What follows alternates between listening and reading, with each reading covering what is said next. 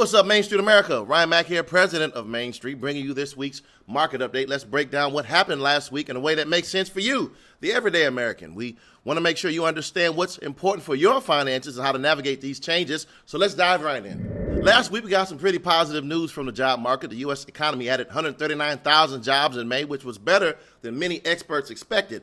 This was a good sign because it shows that while things are cooling down a bit, we're not headed for a complete economic crash. The unemployment rate is still low at 4.2%, which means most people who want to find a job can find a job.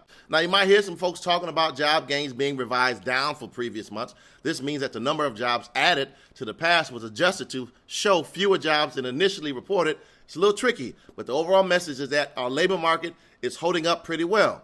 In the market, stocks have been on the roll, bouncing back impressively since the lows we saw in April. The global stock market, represented by the MSCI, which is an all-country world index, hit an all-time high, and the S&P 500 is up about 20% in just 2 months. This rally is supported by solid company earnings, easing trade tensions, and a generally healthy economy.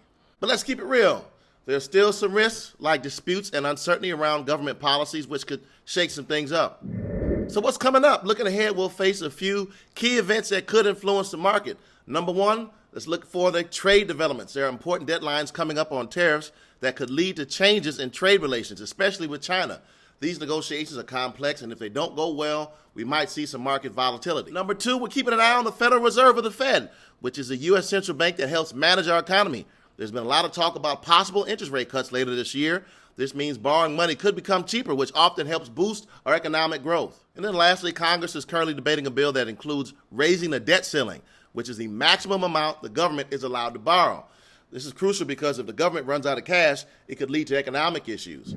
So what does all this mean for you and your wallet? First of all, if you're looking for work, the job market remains strong. Keep your resume updated and stay proactive in your job search. Secondly, if you're invested in the stock market, it's a good time to keep an eye on how these upcoming events might affect your investments. A mix of stocks and bonds can help balance risk. And then lastly, if you're thinking about making a big purchase like a home or car, watch for any changes in interest rates. Lower rates can help you save money on loans.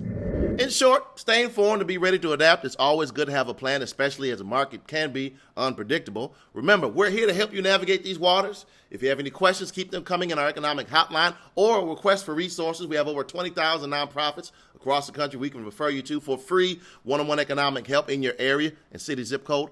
We're dedicated to breaking down these topics so you can make these informed decisions. Thanks for tuning in. We'll catch you next week with more insights. Be the change.